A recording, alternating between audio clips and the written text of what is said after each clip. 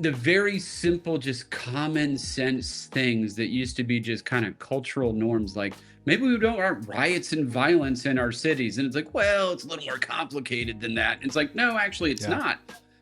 So, and instead of just like talking around these issues and, why these violent acts are happening and, kind of origin stories and things, no more. No, we're not doing that anymore. Enough. No more. Hey everyone, this is Tate Brown here holding it down for Tim Pool. We have an interview here with Riley Moore. About halfway through, we had some technical difficulties, but we got it stitched together for you, so enjoy. Rep. Moore urges Trump to present Presidential Medal of Freedom to Pat Buchanan.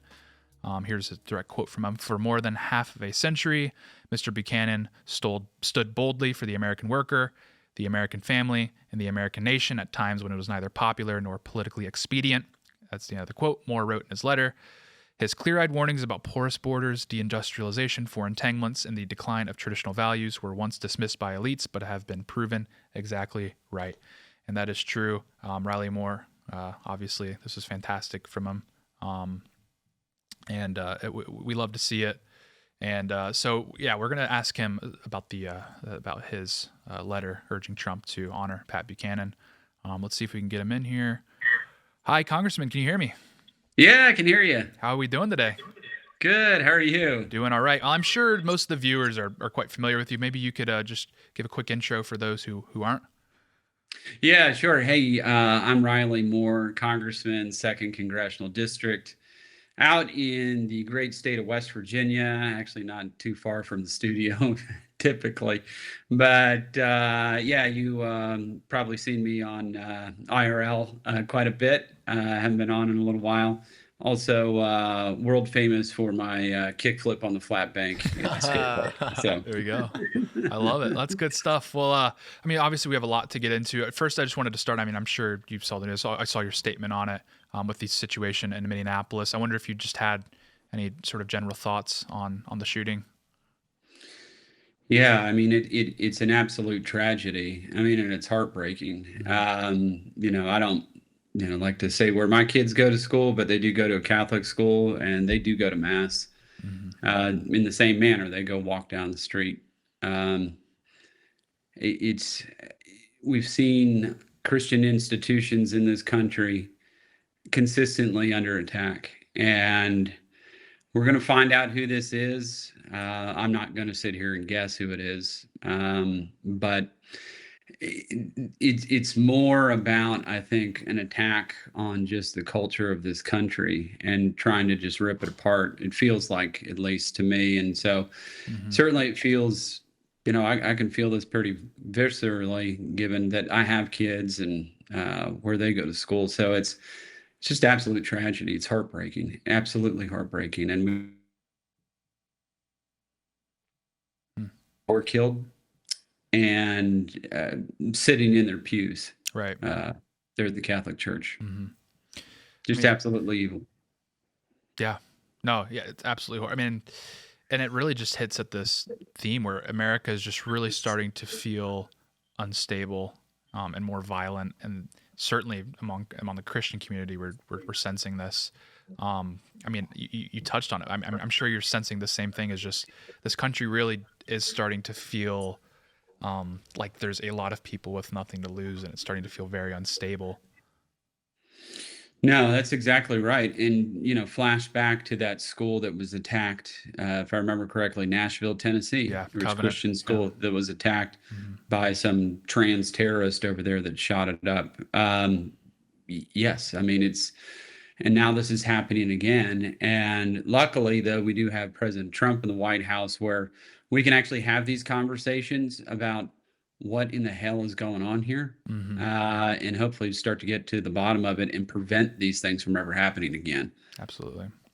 Yeah, I hate doing the dance because this happens after every shooting where the left and right both propose sort of these surface. Obviously, the left just wants to grab guns. We know their playbook. But even on the right, you get this dance. You're like, well, maybe it's the video games, maybe it's this, that, and the other. But it really feels like whatever solution is just putting kind of a Band-Aid on the situation. Where it feels like the underlying issue is that you just have a high proportion of this country that just has they have a void in their soul, right? They just feel empty inside. And that seems incredibly alarming. I mean, I don't know. What sort of direction do we need to go in as a country to ensure that we don't have people like this that are, you know, that there seem to be everywhere? Well, yeah, and part of that's going to be guided by who is this? Now we knew who the last one was. It was this trans terrorist individual. And look, there's a lot of mental health issues in this Hmm. country, and in terms of mental health issues, and saying, "No, there's nothing wrong with you. Don't worry about it," and then they act out in violent ways. And as you said, look, just have kind of a void, and that they're trying to fill or blame on somebody else or some community or some religious institution or what have you, Hmm. and it's costing people their lives. So I think part of it is we just need to really be honest about what is going on in this country and who is doing it and how we can actually stop it, and not kind of the window dressing of, Right. let's not hurt people's feelings about this. Sure. Absolutely. I mean, and it kind of goes with it as the Trump administration does seem to have a little bit of a different view. I mean, I think they're quite aware of how violent this country appears to be getting and how unstable it's been getting, obviously, over the last few decades. Certainly his approach to DC indicates a different sort of mindset when handling these issues. No, absolutely. And I think the way you could kind of encapsulate that is in a very simple phrase of enough is enough. Right. No more. Hmm. No more. Enough. We've had enough of this. Hmm. And, people can whine and cry and scream about any of this stuff. Our cities, in particular, our nation's capital, it should be safe. It should be one of the safest cities in the country, where people from all over our country and the world, for that matter, can come visit it and say, wow, look at the capital of the United States. Hmm. Beautiful place, safe, great, but we've let it just run amok ever since we gave home rule to Washington, D.C., and the Democrats have run the place into the ground. And it's one of the most dangerous cities in America right now. And enough, no more. Absolutely. I mean, it kind of, I've said this before on the show with how bad DC got, is it really did seem like from the city leadership and also the Democrats at large, the national Democrats, it was almost this attempt to demoralize patriotic Americans by taking their capital and just turning it into a disaster zone. And then, like I touched on earlier, is we already have a population where a large proportion I feel like their lives are devoid of meaning. I mean, I hate to attribute such grandiose sort of themes to the Trump administration, but it does seem to be like providing a pathway forward. Again, it's not articulated the best sometimes, but the general theme just seems like, no, this is, we're taking control. Like you said, enough is Yeah. enough. Yeah, no, that's exactly right. And the average American, I do believe, supports what President Trump's trying to do. And at least in my district, they do. And it's just like, no more of this. Right. No more. And it's just the very simple, just common sense things that used to be just kind of cultural norms. Like, maybe we don't want riots and violence in our cities. And it's like, well, it's a little more complicated than that. And it's like, no, actually, it's Yeah. not. So, and instead of just like talking around these issues and why these violent acts are happening, and kind of origin stories and think, no more. No, we're not doing that anymore. Enough. No more. Yeah. Yeah. I mean, the conservative movement has put out a lot of paperwork and a lot of reading material over the last few decades. And it feels like, although the Trump administration certainly is guided by some policy experts, there's no question about that. They're tired of theorizing. It's more of a administration of Yeah. doing. Yes. Yeah. I mean, I'm sure you've seen it, coming through Congress. We have a lot of great theorizers, certainly. Oh, yeah. Yeah. I mean, look, the think tanks can think this stuff to death. That's fine. Write papers and all that, and reams of papers, and we all look at them. It's interesting. No, and Trump just has, in my view, the greatest instincts Yeah. of any president I can really think of. Mhm. I mean, it is his superpower. I mean, he's just got gut instincts that are almost always correct, if Yeah. not always correct. I mean, he ends up being right basically every time. Mhm. Absolutely. Well, I mean, and like we were talking about earlier, is this whole think tank coalition, this part of the conservative movement. I mean, I know a lot of people that are in these things. There's some fantastic people. There's no question about that. But Sure. a lot of this is part of this broader infrastructure that has built up, that the GOP has been built up on over the last few decades. They went to war with Trump in 2016 until he was able to really wrestle control of the party away from, we'll just say, the establishment. But another figure that was villainized viciously by the establishment was Pat Buchanan. Yes. And Yes. so I saw your proposal, and I found that very exciting because I feel like he's not getting the love and respect that he deserves. No, and so many times there's an individual in history that has this outsized impact and was ahead of their time, and Pat Buchanan is certainly one of those. Now, if he was a Democrat, I'm sure some statue would already be built to him. But as a Republican, they've tried to kind of bury him for a very long time. But he was, I mean, America first before we were really talking about America first. And, his book came out in 2002, so far ahead of its time, The Death of the West. And everything basically in that book has come true. All of it, in terms of immigration, population decline in the West, and all these other. He's been right the whole time. And it seems so. So it seems just like common sense now, some of the things that he was saying, but back in the 90s, he stated things like the economy is not more important than the country. Yeah. And like at the time, it's like, oh, well, no, GDP growth, Mr. Buchanan. I mean, this is very important. But it's so common sense now. And everybody seems to be aligned to those kind of principles and ideas. But, back then it was kind of sacrosanct. It's like, what are you talking about? Globalization, Pat, it's the wave of the future. And he even showed up fight against NAFTA at the time when Clinton was pushing the NAFTA deal, which obviously eventually became law. It hurt the steel workers in my district. NAFTA did. And Pat Buchanan went up there and gave a great speech about it. And thousands of our guys ended up losing jobs over NAFTA. And flash forward to Trump, he gets rid of NAFTA. And then you have the USMCA trade agreement, which kind of obviously leveled the playing field. But all of those things that Pat Buchanan had been talking about for decades are now actually coming to fruition. And I know in his speech there, where he lost one of his presidential runs, he just said he hoped he lived long enough to actually see these ideas come to fruition and the establishment essentially die. And look, here he is. And that's part of why I wrote the letter to the president and requesting that he receive the Medal of Freedom, is that obviously his contributions, he is also 86 years old now.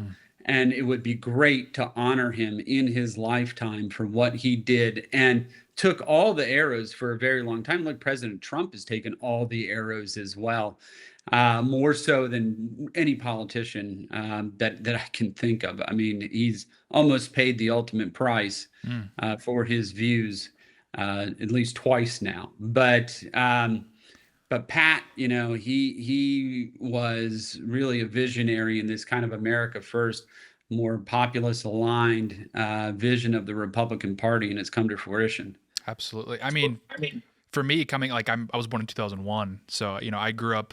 My sort of awareness of politics has been post-Trump the entire time. I was 14, 15 when he was the Republican nominee.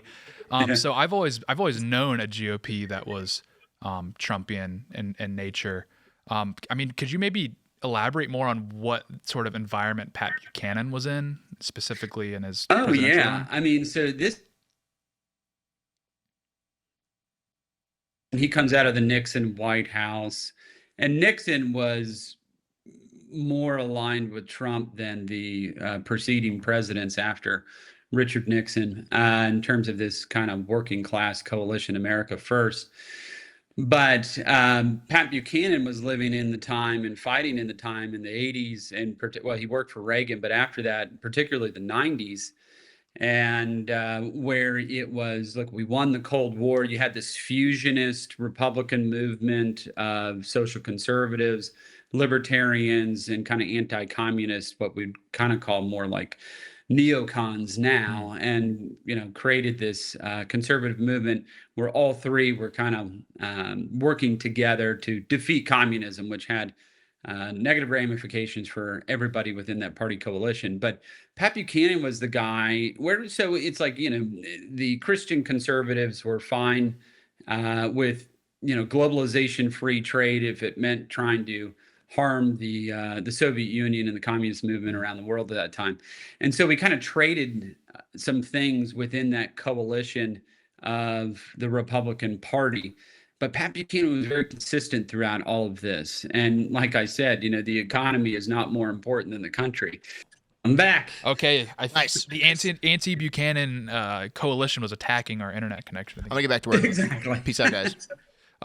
Yeah, well, we left off. You were kind of breaking down the dynamic of Buchanan's relationship with the GOP in the early 90s.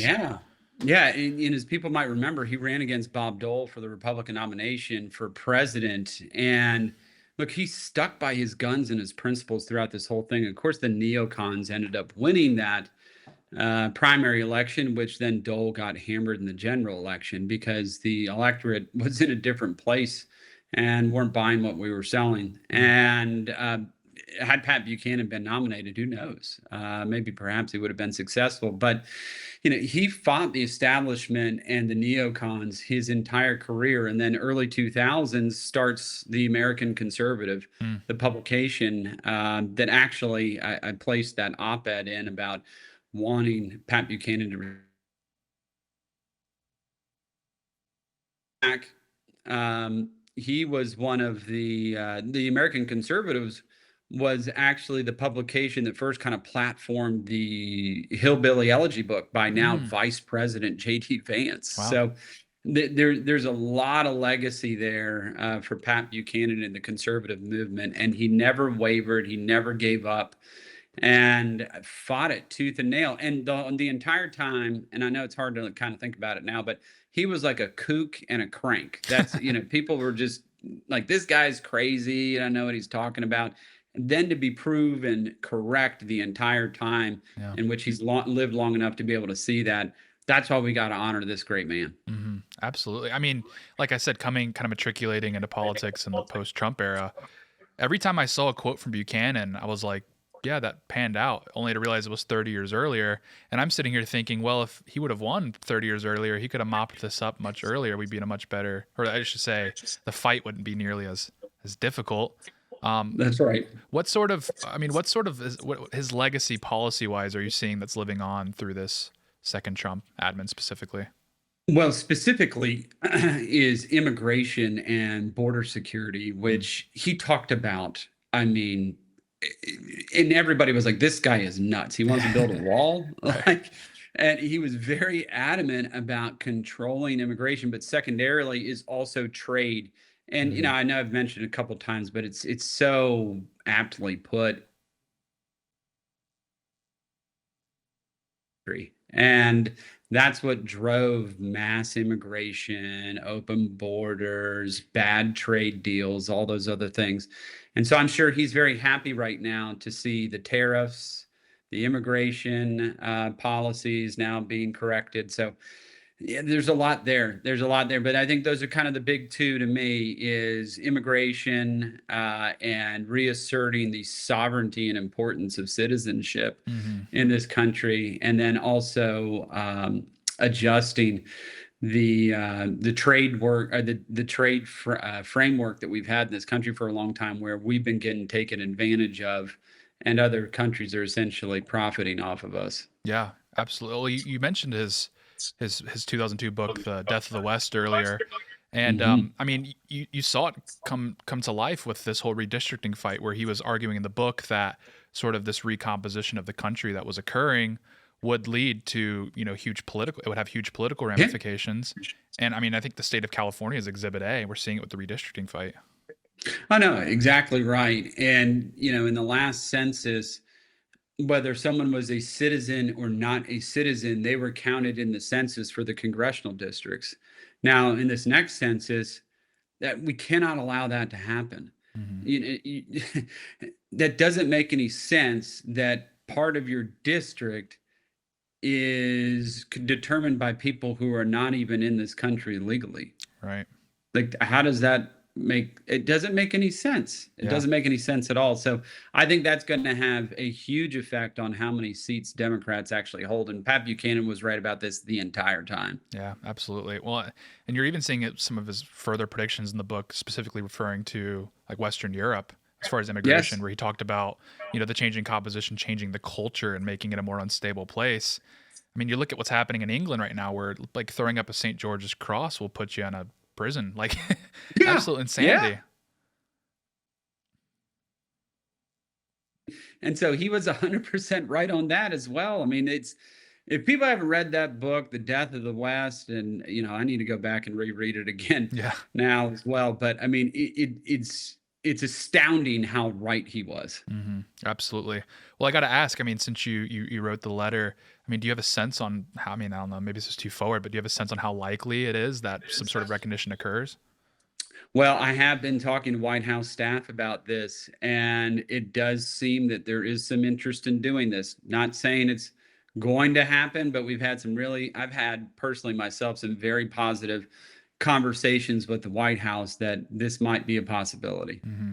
It's fantastic. I mean, like I said, like you were touching on earlier, I mean, you really do see the fingerprints of his policy proposals in the second Trump administration. I mean, I can say anecdotally, speaking to White House staffers, a lot of them were heavily influenced by Pat Buchanan. So it's really cool to see him sort of getting the recognition he deserves.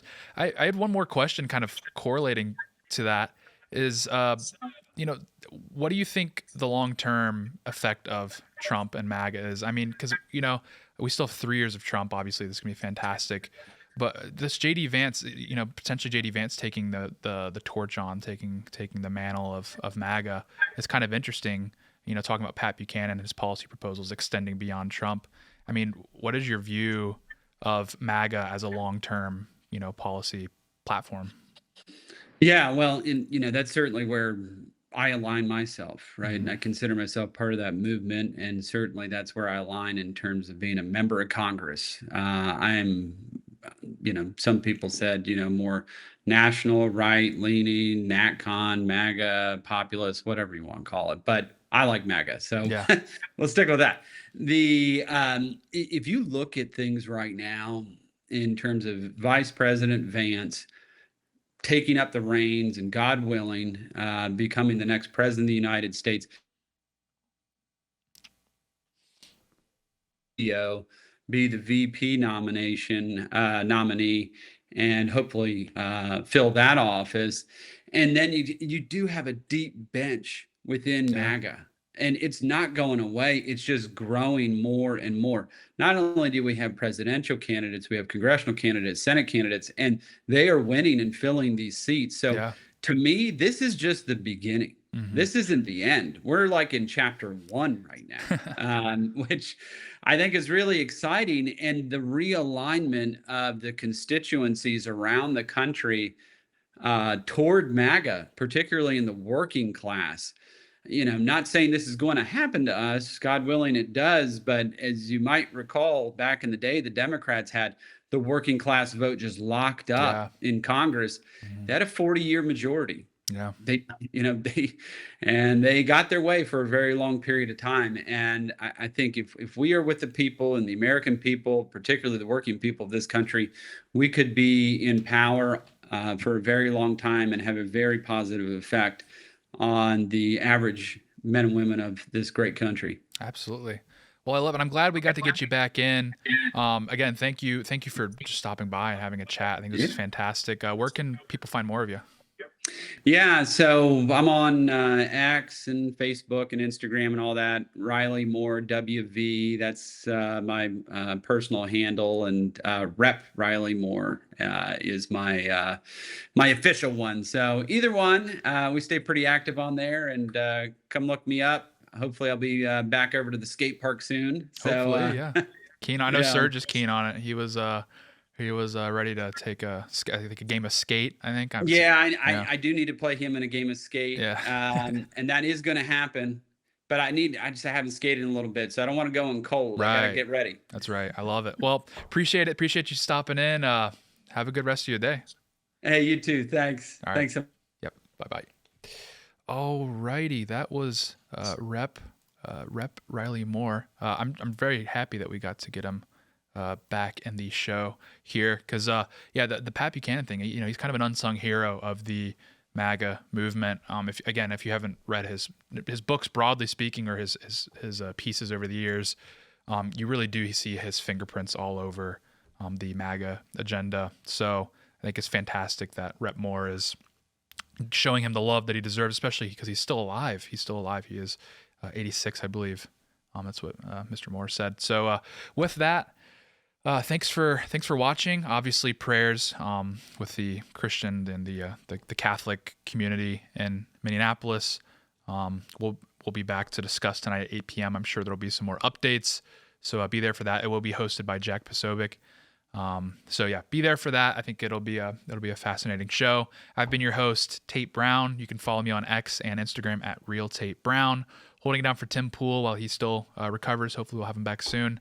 But with that, watch Timcast IRL. Make sure you like and subscribe and follow for more. Thank you very much. Have a good rest of your day.